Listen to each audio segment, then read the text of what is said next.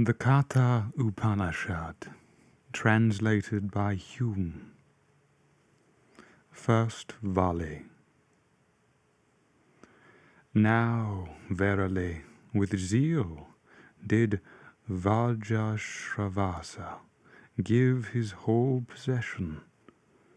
He had a son, Nachiketas by name. Into him, boy as he was, while the sacrificial gifts were being led up, faith, Shraddha, entered.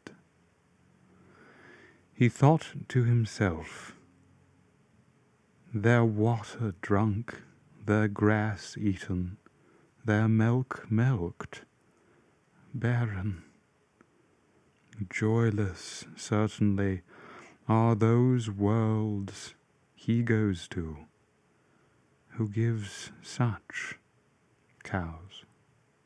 Then he said to his father, Papa, to whom will you give me?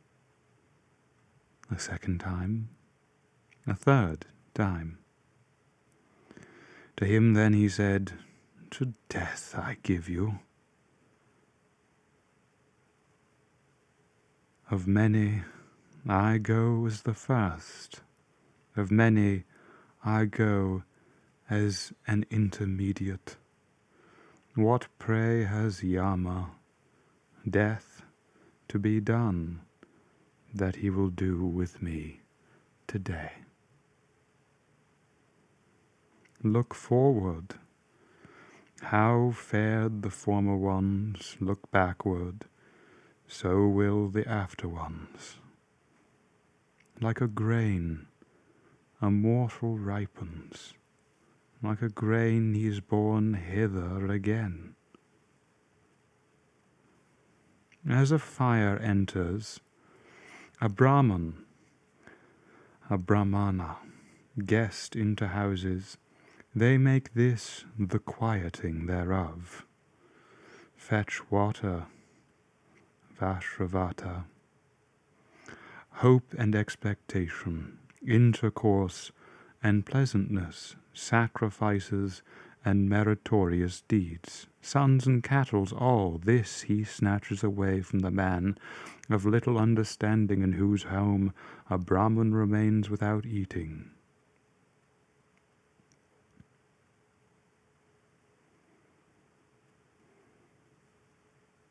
Since for 3 nights thou hast abode in my house without eating, O Brahman, a guest to be reverenced, reverence be to thee, O Brahman, well-being be to me. Therefore, in return, choose 3 boons.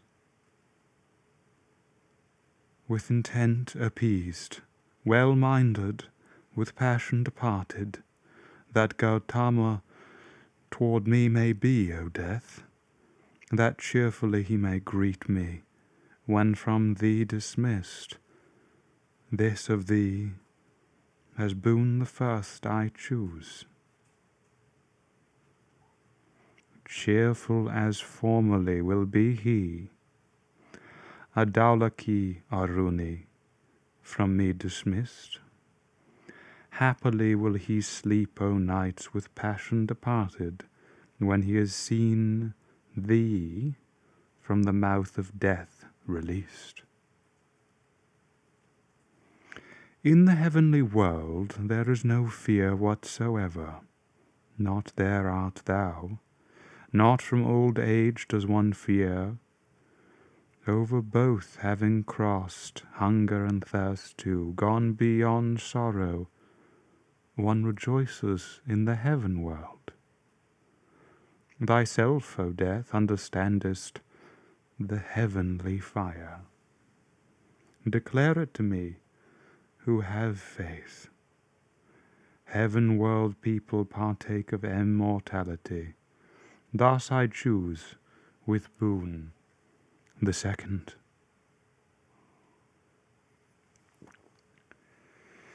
To thee I do declare, and do thou learn it of me, understanding about the heavenly fire, O Nachiketas, the attainment of the infinite world, likewise to its establishment.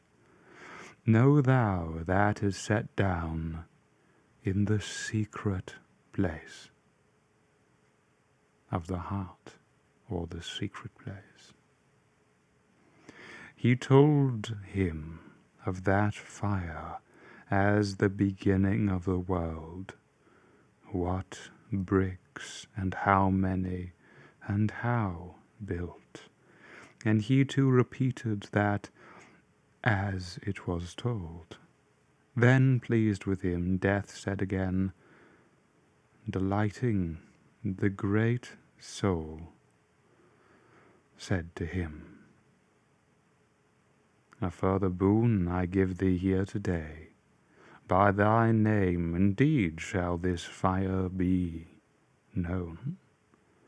This multifold garland too accept. Having kindled a triple Nachiketas fire, having attained union with the three, performing the triple work, one crosses over birth and death, by knowing the knower of what is born from Brahma, the God to be praised. And by revering him, one goes forever to this peace, Shanti. Having kindled a triple Nachiketas fire, having known this triad, who knowing thus builds up the Nachiketas fire, he having cast off in advance the bonds of death with sorrow overpast, rejoices in the heaven world. This, O Nachiketas, is thy heavenly fire, which thou didst choose with the second boon. As thine indeed will folks proclaim this fire. The third boon, Nachiketas, choose.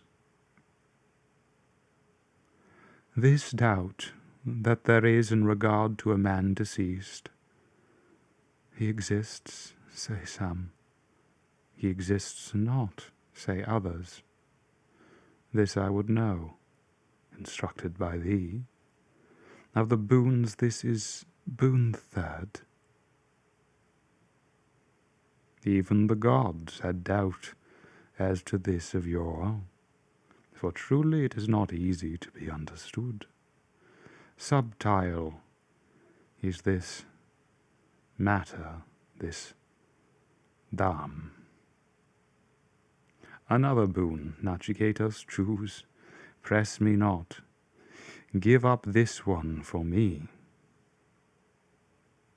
Even the gods had doubt indeed as to this, and thou, O death, sayest that it is not easily to be understood. And another declarer of it, the like of thee, is not to be obtained. No other boon the equal of it is there at all. Choose centurion sons and grandsons, many cattle, elephants, gold and horses. Choose a great abode of earth, and thyself live as many autumns as thou desirest. This, if thou thinkest an equal boon, choose. Wealth and long life, a great one on earth, O Nachiketas, be thou. The enjoyer of thy desires I make thee. Whatever desires is are hard to get in the mortal world, for all desires at pleasure make request. These lovely maidens with chariots, with lyres, such indeed as are not obtainable by men, by these from me bestowed, be waited on. O Nachiketas, question me not regarding dying. Ephemeral things, that which is immortal's, O end maker, even the vigour of all the powers, they wear away. Even a whole life is slight indeed. Thine be the vehicles, thine the dance and song. Not with wealth is a man to be satisfied. Shall we take wealth if we have seen thee? Shall we live so long as thou shalt rule? This, in truth, is the boon to be chosen by me. When one has come into the presence of undecaying immortals, what decaying mortal here below that understands, that meditates upon the pleasures of beauty and delight, would delight in a life overlong?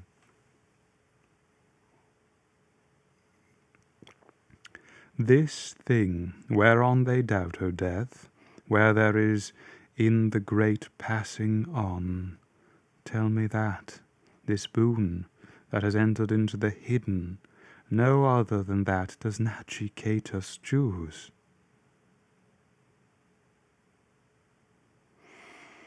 The better is one thing, and the pleasanter quite another.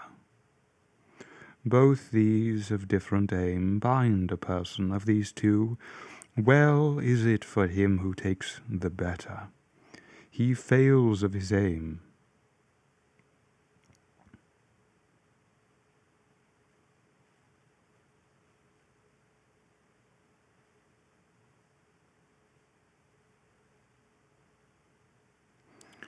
He fails of his aim who chooses the pleasanter. Both the better and the pleasanter come to a man. Going all around the two, the wise man discriminates. The wise man chooses the better, indeed, rather than the pleasanter. The stupid man, from getting and keeping, chooses the pleasanter. Thou, indeed, upon the pleasant and pleasantly appearing desires meditating, hast let them go, O Nachiketas.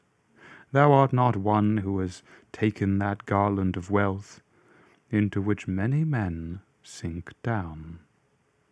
Widely opposite and asunder are these two, ignorance, avidya, and what is known as knowledge, vidya.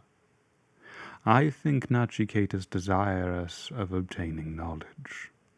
Many desires rend thee not. Those abiding in the midst of ignorance, self-wise, thinking themselves learned, running hither and thither, go around deluded, like blind men led by one who is himself blind. The passing on is not clear to him who is childish, heedless, deluded with the delusion of wealth, thinking, this is the world, there is no other. Again and again he comes under my control. He who by many is not obtainable even to hear of. He whom by many even when hearing know not. Wonderful is the declarer, proficient the obtainer of him. Wonderful the knower, proficiently taught. Not when proclaimed by an inferior man. Not when proclaimed by an inferior man is he to be well understood. Being manifoldly considered, unless declared by another, there is no going thither, for he is inconceivably more subtile than what is of subtile measure. Not by reasoning is this thought to be obtained. Proclaimed by another, indeed, it is easy for understanding, dearest friend. This which thou hast attained, thou art of the true steadfastness. May there be for us a questioner the like of thee, O Nachiketas. I know that what is known as treasure is something inconstant, Nachiketas. For truly that which is steadfast is not obtained by those who are unsteadfast. Therefore the Nachiketas fire has been built up by me, and with means which are inconstant I have obtained that which is constant. The obtainment of desire, the foundation of the world, the endlessness of will, the safe shore of fearlessness, the greatness of praise, the wide extent, the foundation. Having seen, thou, O Nachiketas, a wise one, hast with steadfast let go. Him who is hard to see entered into the hidden, set in the secret place, or the secret place of the heart, dwelling in the depth primeval, by considering him as God through the yoga study of what pertains to self. The wise man leaves joy and sorrow behind.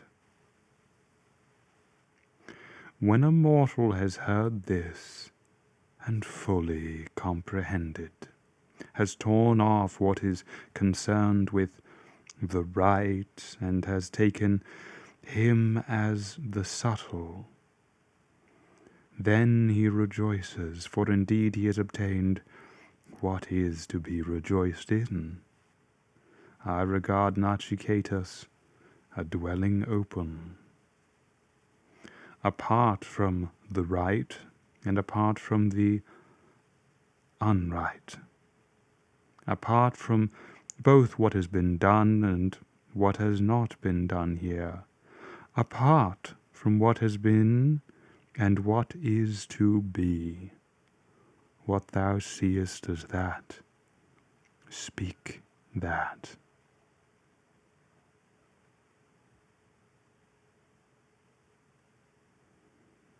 The word which all the Vedas rehearse, Om, and which all austerities proclaim, desiring which men live the life of religious studentship. That word to thee I briefly declare. That is Om. That syllable truly indeed is Brahma. That syllable indeed is the Supreme. Knowing that syllable truly indeed, whatever one desires is his. That is the best support. That is the supreme support. Knowing that support, one becomes happy in the Brahma world. The wise one is not born nor dies. This one has not come from anywhere, has not become anyone. Unborn, constant, eternal, primeval, this one is not slain when the body is slain. If the slayer think to slay, if the slain think himself slain, both these understand not. This one slays not, nor is slain. More minute than the minute, greater than the great, is the soul, the Atman that is set in the heart of a creature here. One who is without the active will beholds him and becomes free from sorrow.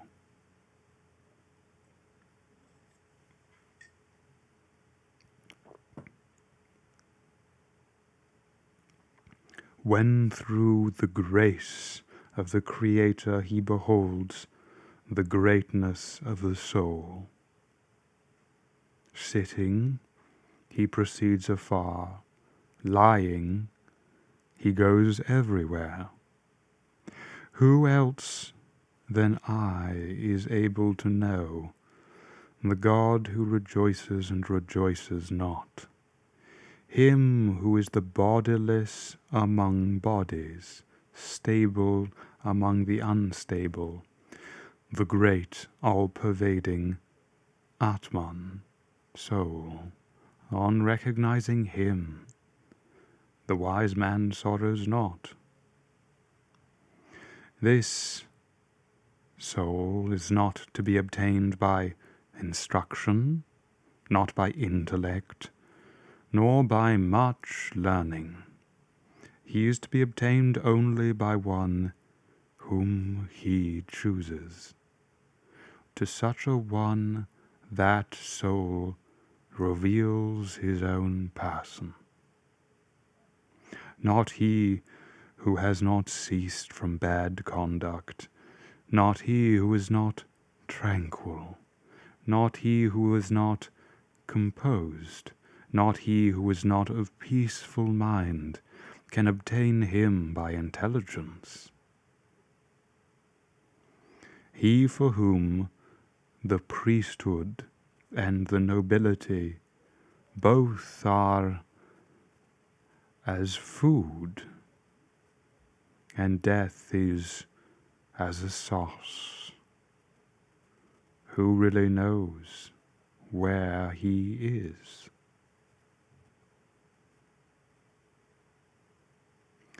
There are two that drink of righteousness in the world of good deeds.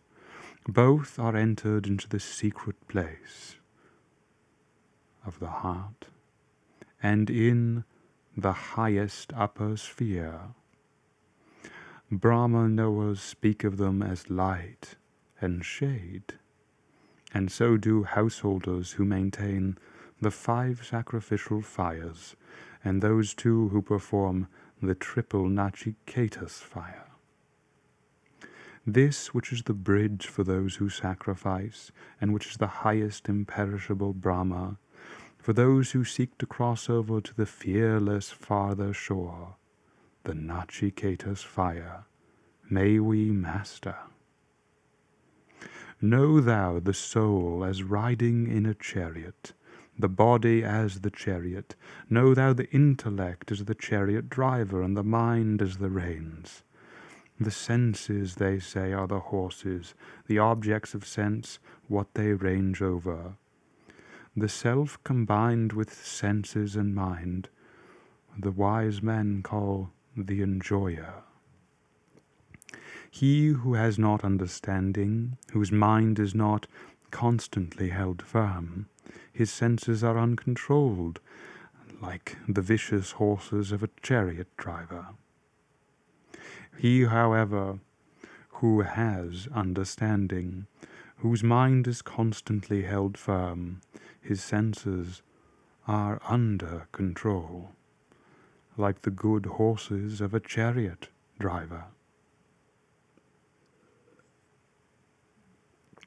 He, however, who has not understanding, who is unmindful and ever impure, reaches not the goal, but goes on to transmigration. He, however, who has understanding, who is mindful and ever pure, reaches the goal, from which he is born no more. He, however, who has the understanding of a chariot driver, a man who reigns in his mind, he reaches the end of his journey, that highest place of Vishnu. Higher than the senses are the objects of sense. Higher than the objects of sense is the mind, and higher than the mind is the intellect. Higher than the intellect is the Atman, the great self. Higher than the great self, the Atman, is the unmanifest. Higher than the unmanifest is the person, the Purusha. Higher than the person, there is nothing at all. That is the goal. That is the highest course. Though he is hidden in all things, that soul shines not forth, but he is seen by subtle seers with superior subtle intellect. An intelligent man should suppress his speech and his mind. The latter he should suppress in the understanding self.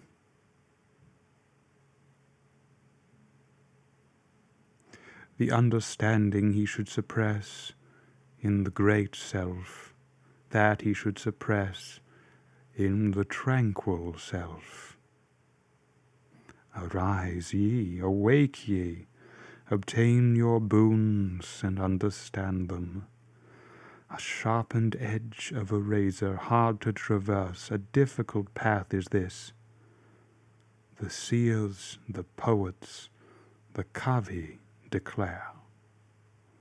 What is soundless, touchless, formless, imperishable, likewise tasteless, constant, odorless, without beginning, without end, higher than the great, stable. By discerning that, one is liberated from the mouth of death. The Nachiketas tale, death's immortal teaching. By declaring and hearing this, a wise man is magnified in the Brahma world. If one recites this supreme secret in an assembly of Brahmins, or at a time of the ceremony for the dead, devoutly, that makes for immortality. That makes for immortality.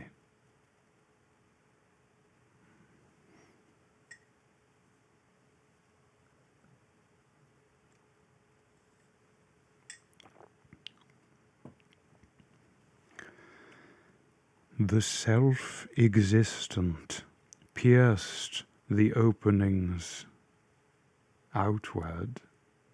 Therefore one looks outward, not within himself. A certain wise man, while seeking immortality, introspectively beheld the Atman, the soul, face to face. The childish go after outward appearances. They walk into the net of widespread death. But the wise, knowing immortality, seek not the stable among things which are unstable here. That by which one discerns form, taste, smell, sound, and mutual touches. It is with that indeed that one discerns. What is there left over here? This verily is that. By recognizing as the great pervading soul, Atman, that whereby one perceives both the sleeping state and the waking state, the wise man sorrows not. He who knows this experiencer as the living soul, Atman, near at hand, the Lord of what has been and what is to be, he does not shrink away from him. This verily is that. He who was born of old from austerity, from tapas, was born of old from the waters, who stands entered into the secret place, who looked forth through beings. This verily is that. She who arises with life, with breath and infinity, aditi, maker of divinity, who stands entered into the secret place, who was born forth through beings, this verily is that. Fire, Agni, the all-knower, hidden away in the two fire sticks, like the embryo well born by pregnant women, worthy to be worshipped day by day, by watchful men with oblations, this verily is that. Whence the sun rises, and where it goes to rest. On him all the gods are founded, and no one ever goes beyond it. This verily is that. Whatever is here, that is there. Whatever is there, that again is here. He obtains death after death, who seems to see a difference here. By the mind, indeed, is this realization to be attained. There is no difference here at all. He goes from death to death who seems to see a difference here. A person of the measure of a thumb stands in the midst of one's self, Atman, Lord of what has been and what is to be. One does not shrink away from him. This verily is that. A person of the measure of a thumb, like a light without smoke, Lord of what has been and what is to be, he alone is today and tomorrow too. As water rained upon rough ground runs to waste among the hills, so he who sees qualities separately, piety separately, runs to a waste after them. As the water poured forth into pure becomes the very same, so becomes the soul, Atman, O Gautama, of the seer who has understanding.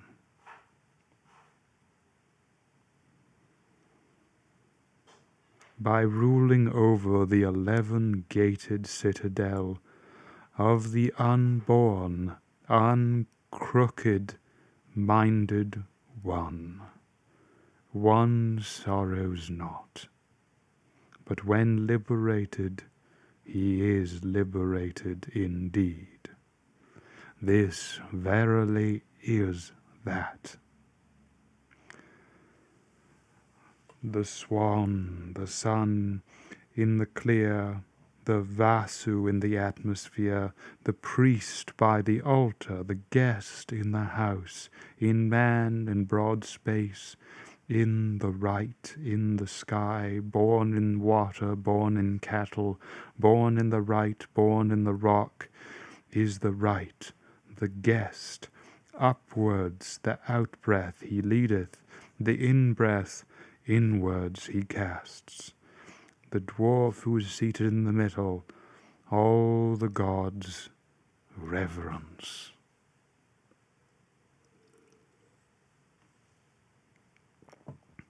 When this incorporate one that stands in the body is dissolved and is released from the body, what is there left over here? This verily is that. Not by the out-breath and the in-breath doth any mortal whatsoever live, but by another do men live, even that whereon both these depend. Come, I will declare this to you, the hidden eternal Brahma.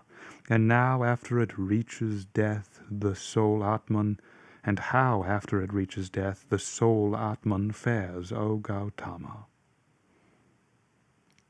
Some go into a womb for the embodiment of a corporeal being, others go into a stationary thing according to their deeds, according to their knowledge. He who is awake in those that sleep, the person who fashioneth desire after desire, that indeed is the pure, that indeed is Brahma, that indeed is called the immortal. On it all the worlds do rest, and no one soever goes beyond it. This verily is that. As the One has entered the world and becomes corresponding in form to every form, so the inner soul of all things, Atman, is corresponding in form to every form, and yet is outside. As the one wind has entered the world and becomes corresponding in form to every form, so the one inner soul of all things, in corresponding in form to every form, and yet is outside. As the sun, the eye of the whole world, is not sullied by the external faults of the eyes, so the one inner soul of all things is not sullied by the evil in the world being external to it. The inner soul of all things, the one controller, who makes his one form manifold. The wise who perceive him as standing in oneself, they and no others, have eternal happiness. He who is the constant among the inconstants, the intelligent among intelligences, the one among many, who grants desires, the wise who perceive him as standing in oneself, they and no others have eternal peace. This is it. Thus they recognize the highest indescribable happiness. How now shall I understand this? Does it shine of itself, or does it shine in reflection? The sun shines not there, nor the moon and stars. These lightnings shine not, much less this earthly fire. After him as he shines, doth everything shine. This whole world is illumined with his light. Its root is above, its branches below, this eternal fig tree. That root indeed is the pure, that is Brahma, that indeed is called the immortal. On it all the worlds do rest, and no one soever goes beyond it. This verily is that. This whole world, whatever there is, was created from and moves in life. Prana, this energy, the great fear, the upraised thunderbolt, they who know that become immortal. From fear of him, fire Agni doth burn, from fear the sun gives forth heat, from fear both Indra and wind, and death as fifth do speed along. If one has been able to perceive him here on earth before the dissolution of the body, according to that knowledge, he becomes fitted for embodiment in the world creations. As in a mirror, so it is seen in the body. As in a dream, so in the world of the fathers. As in water, so in the world of the Gandharvas. As if in light and shade, so in the world of Brahma. The separate nature of the senses, and that their arising and setting is of things that come into being apart from himself, the wise man recognizes and sorrows not. Higher than the senses is the mind. Above the mind is the true being, sattva. Over the true being is the great self, buddhi, intellect. Above the great is the unmanifest. Higher than the unmanifest, however, is the Purusha, person, all-pervading and without any mark whatever, knowing which a man is liberated and goes to immortality. His form is not to be beheld. No one so ever sees him with the eye.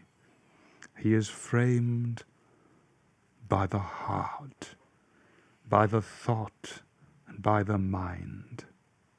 They who know that become immortal.